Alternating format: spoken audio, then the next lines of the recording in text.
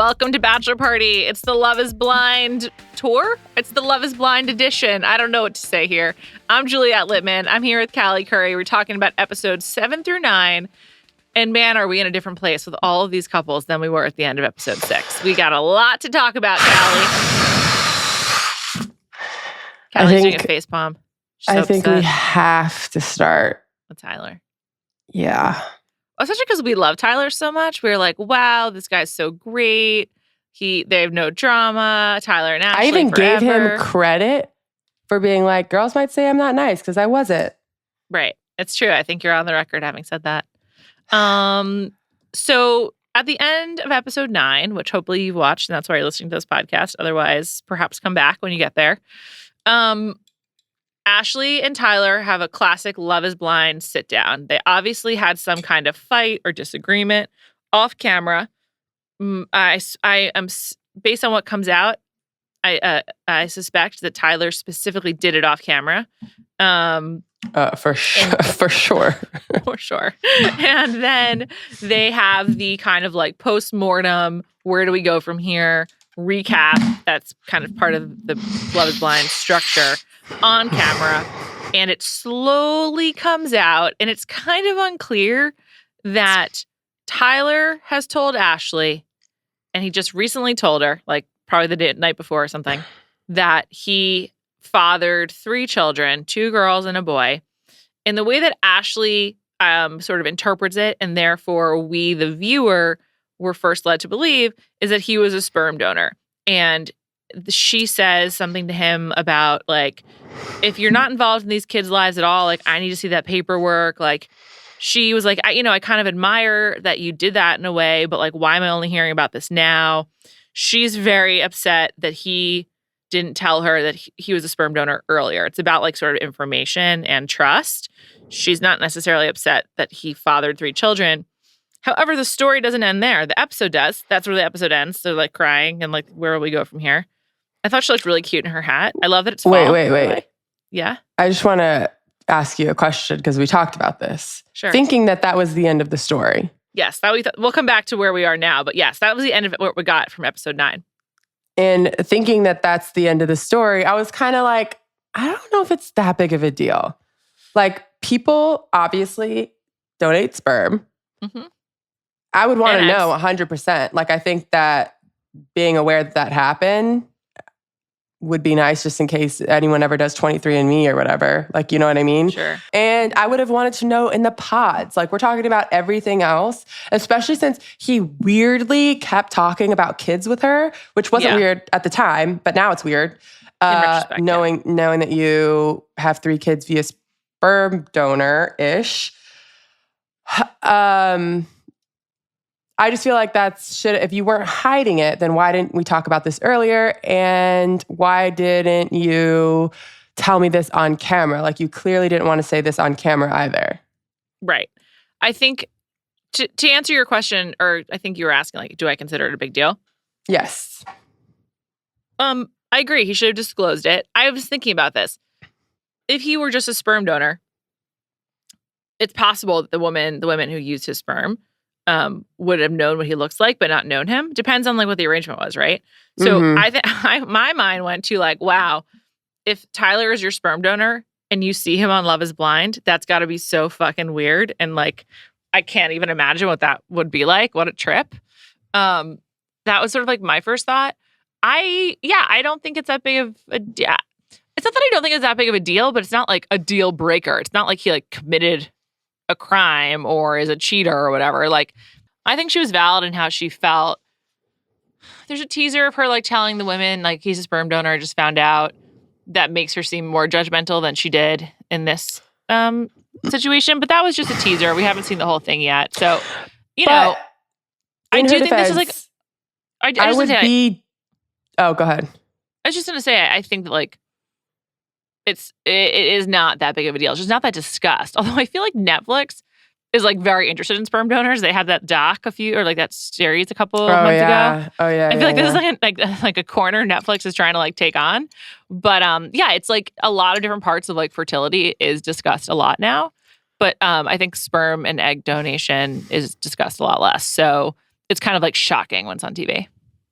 I think that she has the right to be upset / judgmental because of how she found out. It feels a little... We don't know how she found out. Well, no, I meant like she found out like after the pods, after they were already engaged. Yes. Like I would have been like, wait, what? We have talked about kids so many times. Yeah, it's a weird thing to leave out. It's a lie by omission. Yeah, how is this the first time you're telling me this? And the first time you're telling me this is off camera. And you're a sperm donor, but you know you have 2 boys and a girl. Like that means that you're pretty aware of who had these kids. And like it's more than just...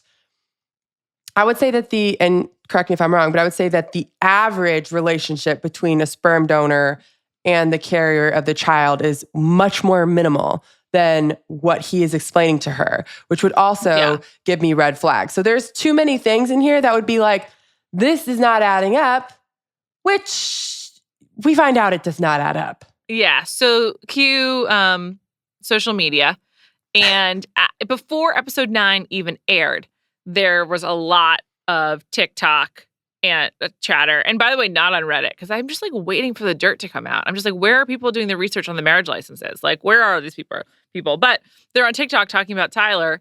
And as our TikTok correspondent, Callie, let us know what they're saying over there. It's not good for Tyler. It's not good. But apparently, he was a full father to 3 kids in a relationship, had 3 kids with this woman, 2 boys and a girl, posted tons of pictures with them, posted pictures with his, I guess, ex. They seem to have been broken up before he went on the show. The relationship is unclear. It like, some people are like, is it a friend? Is it definitely an ex?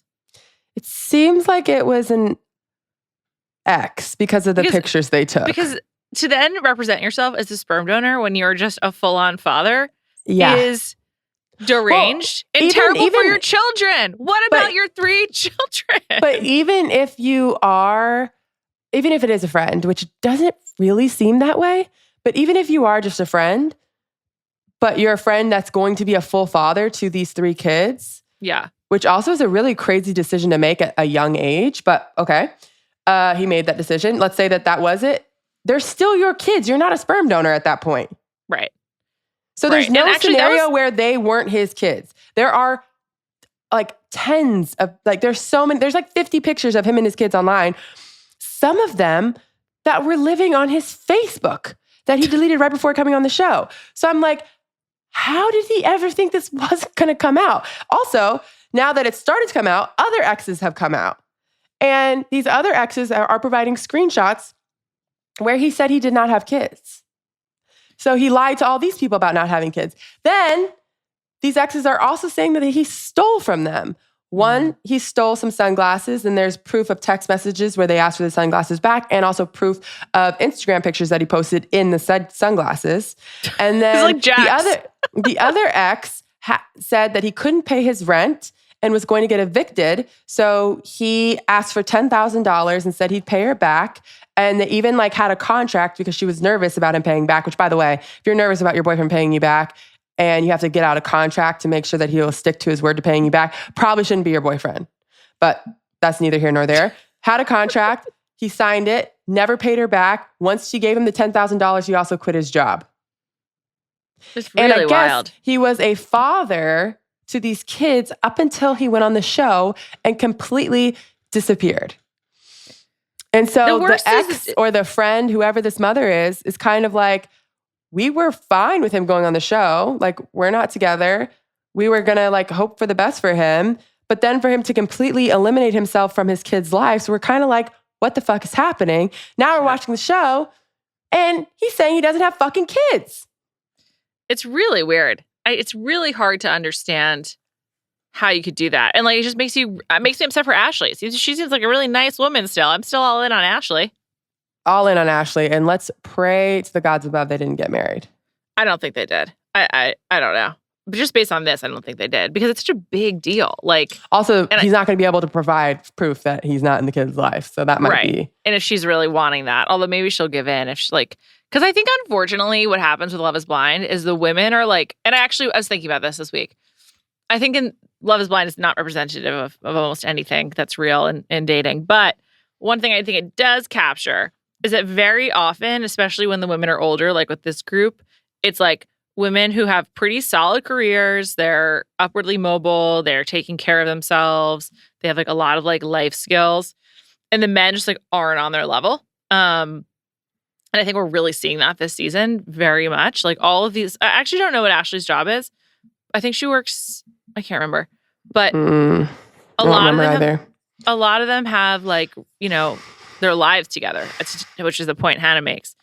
Not that I'm necessarily on her side, but anyway, I think we're really seeing this season, like that trend that there's like a million trend pieces written about it, about how women are like overachieving or outperforming men, both in school and the workplace. Like it's a problem for dating for a lot of men. And I think we're seeing that. And that's also like how you end up with some of these guys who go on the show. We can talk about Marissa and Ramses because I'd like to. I think we're going to be on opposite sides of this. I've really turned on him. I'm out. Yeah, I'm not. It's not just because of the birth control. Oh, what else? I rewatched. So at the end of episode 7, we were texting about this too. I watched it before you, and I was excited for you to catch up. I was captivated. I give Netflix and Love is Blind a lot of credit for showing that extended conversation where Marissa... Oh, 2 conversations. Which? Him and Marissa had a conversation first, and then he had a conversation with her and her friends. Both conversations were really long, and 2 conversations that we never see on reality television. Never see people talk about military this way. Yeah, and would not think that Netflix would give this much time to these conversations. It's legitimately interesting, and it made me really like her. I thought that, and Marissa basically talked about, we got a lot of information about her, about how she grew up in a Mormon home, then she joined the Navy, and since then she like has had like an awakening where she basically has like rejected the patriarchy, and like as she says, she supports the troops, but she has a lot of problems with the military. I think it is so interesting to see someone with her life experience that has such a nuanced view of it, like in retrospect, and she's still like clearly working through it, and she's also confident in her nuanced views, and that made me really like her at the time. I went back and I watched it again because I wanted to be as prepped as possible for this podcast, and I felt with having seen the full 7 and 8 and 9, I kind of felt like Ramses was more like judgmental of her in that conversation, that first one, than I did initially. And I was texting with Mina Kimes, a noted Love is Blind scholar and fan, and she made a really good point, which is like we find out in the next episode that he's from Venezuela. And I think that does explain a lot about like his stance on the military, because Venezuela has had been really unstable. And it explains, you know, I think why he unequivocally stands with like who he perceives to be the oppressed and like the victim of military might. And I think that explains a lot. But I think that she was like so much more giving and flexible and gracious and like acknowledging his viewpoint while still sharing like where she comes from based on her experience. And I just think he didn't give her anything. Like he's just sort of like, this is what I believe, and that's that. And I just like admire the ability to evolve your views. And like I think that like something like I'm just like not that good at. And I live in a pretty homogenous, like politically homogenous world. So I am also like not really asked to do that either. And I just, it made me really admire Marissa and made me feel bad for her that like her partner wasn't meeting her in like any way of like the nuance of the conversation she was having. Regardless of if I completely agree with her or completely agree with him. I hear you. I think that there are some things that I personally am not willing to bend on. They're not the same as his, although I probably agree with what he's saying more than her. But I think, especially due to his experience and being from where he's from, I understand why these aren't things that he is willing to bend on. I'm not mad at Marissa for feeling the way that she feels. And obviously she has like a different experience, but I can't imagine coming from a place like Venezuela and being like, okay, yeah, I understand why you did these things. It would be like, no, I understand you did them, but I'm not going to agree with like what you guys were doing. Yeah. But she doesn't even completely agree with it, you know? No, I know she doesn't even agree with it either, which is why she was like, yeah, they wanted me to set off a bomb. And I was like, yeah, I gotta draw the line somewhere. I'm not doing that. Yeah.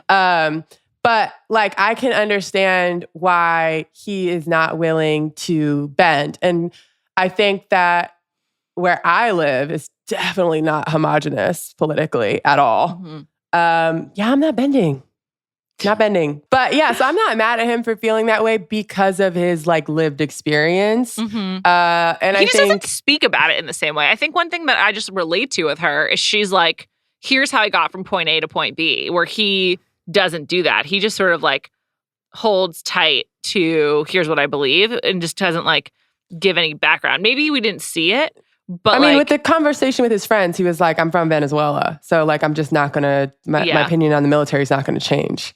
Yeah. Which I also thought was interesting because clearly one of her friends is still like very involved in the military or was, I don't know. So I think that's like a difficult conversation. And I did like that he said, like, I'm not grouping all of you guys together and saying everyone in the military is a bad person. I'm saying like, I just don't agree with how the military works. Yeah. I can't really think of another extended conversation where people are having a like really invested disagreement about the role of the military. Mm-hmm. And it's usually like a taboo topic, honestly. And I think a lot of these shows skew towards like an implicit pro-military message anyway. 100%. So to have That's why I was shocked. Me too. Totally. I was like, I can't believe they're including this and like going so deep on it. So it was like pretty fascinating. Now, maybe please talk about Steven and Monica. He is the biggest walking ick of all time. And like, I'm not really someone who like refers to the ick a lot, but I'm like really relieved that they seem to be broken up because I can't do it. I can't. I'm assuming we're going to get a few more. Do you think I think we're going to see them a little bit more? I don't think he's off the show, but I think like they're done for sure. Once again, I need to reference Love is Blind scholar Mina Kimes. Mina's theory is that he was like texting with someone on OnlyFans. Like, so like, I don't he was think like that. Paying to text with someone. You don't? Mm-mm. What do you think? I think he was just like texting girls, maybe prostitutes. And did she say like specifically like cunnilingus or something like that? No, kinks. Oh, okay. Yeah. She said you were texting disgusting kinks that you have. And he says that it stemmed from their conversation they had, which by the way, even that conversation, I was like, ugh! Like the whole thing was disgusting. I think that he's like obsessed with sex. Like he talks about he a lot. Looks like he talks about a lot. A lot. Yeah. And like, even when he was like, you know, if I get her flowers and this leads to her having sex with me, I was just like, this is disgusting. I know. It's like, you think that like a nice gesture of flowers is like a straight line to having sex, and like if but also like why is that point A and point B in your head? Right, because like everything is just like a means to having sex. Like that's the only thing that women I think he's a sex addict. I think so too, and also that's why he was like so intense about like talking about like women wanting to suck his dick. Yeah. Also, which was so funny. I hate him. What's Garrett's girl's name? Taylor. When she was like there to support Monica, and she was like, I did think it was weird when he was like, so many women are going to want to suck my dick. Taylor's so direct. I love it. I don't have a lot to say about them, but she's a very like direct person. And in that moment, it was great. I loved when he was like in the kitchen and they're talking and she was like, this is disgusting. You deserve better. And I'm like, oh, Taylor doesn't give a fuck about Steven. No, Taylor does Taylor. It's very clear. She's like, and by the way, I'm doing me. I really liked Garrett in this episode too. And even Taylor being like, great. You were there for Monica. That was so nice of you. And like everything you said was the right thing. Yeah. I was like, wow. Sexy not together, but I think it's a bummer that they didn't work out, but yeah. They both seem like good partners. Totally. For someone. They're the most normal, obviously. They're just sort of like two science people. Hopefully they'll find their people. Also, the pegging conversation. What'd you say? The pegging conversation. Oh, yeah. That was pretty weird. And he was like, yeah, I don't think it's that weird. And it's not something that I only want for my birthday. I was like, wait, pegging or anal? Like it all was Well, kind of that up must in be the one air. of his kinks. Yeah. Pegging is probably one of his kinks, yeah. Mhm. So, he just is like, also, this is one of probably the worst match. Were you, what were you, I was going to say, were you offended, but like, what was your take on some of the ways she was talking about like money and whatnot? I mean, I think we said this like in last pod. Monica wants a Harvard grad who makes $750 to $2.2 million a year. Oh my God, so much money. Yeah. Good luck. And I think that is kind of how she was raised. And so that is her expectation. And I think she felt she was really lowering her standards. She was like doing him a favor. Yeah. Which all of that, like, listen, Steven's awful, but like Monica's not great. Well, she at one point was like, I don't want you to think I'm materialistic. She's the definition of materialistic. She She like, said, I don't want you to think I'm materialistic, and then started naming designer brands to see if he knew what they were. Don't get me Kate Spade. And which, by the way, like, I agree with you, Monica, but I like material things. Say that. Yeah, but she's a definition of materialistic, and to deny it like just makes it seem worse. The flower shtick was unbearable. Her whispering flowers and asking for flowers over and over again, and then going to the dried flower place. I honestly, I needed to like barf. It was so unbearable. Well, the flowers thing is just, she just made it her personality. I know. Flowers. Even then when she kept like whispering it. I'll say, yeah, why does she keep whispering? Wait, I'm trying to find something. I'm almost positive. People were saying that when Steven saw Monica, like the reveal, he was hard. Oh, interesting. I need to go back and look at that. But like, probably it seems like any woman makes him hard. So well, that's what I was going to say. I was like, that affirms our stance even more. That has nothing to do with Monica. No offense. She's a pretty woman, but like, it has nothing to do with her. That's really like just kind of neither here nor there. This was just a really, really bad match. And neither of them is likable. He is much grosser to me because, as I said, he gives me the ick in the way I honestly have like never really felt from a reality TV character before. But she is just not very likable because she's just kind of a snob about the things that she wants. I think that's like kind of the end of the day. Like, wanting nice things is totally fine. And I think it's good to be upfront about that. But again, it's like a how you say it kind of thing. And she's judgmental of him not knowing Louis Vuitton. And even though we are too. More surprise for us than judgment. Well, I'm not judgment. I just am kind of shocked that you've never heard it's hard of Louis to Vuitton avoid. Before. He's so gross. And I can't also, I'm like, stand did you come on this show just to have more girls wanting to have sex with you? Yeah, 100%. He's looking forward to the women wanting to suck his dick. He's anticipating it. So I just think the amount he talks about sex, how he talks about sex, like he is like very harsh with the words that crude. he uses. Yeah, crude. That's the word I was looking for. Thank you. You're welcome. I know.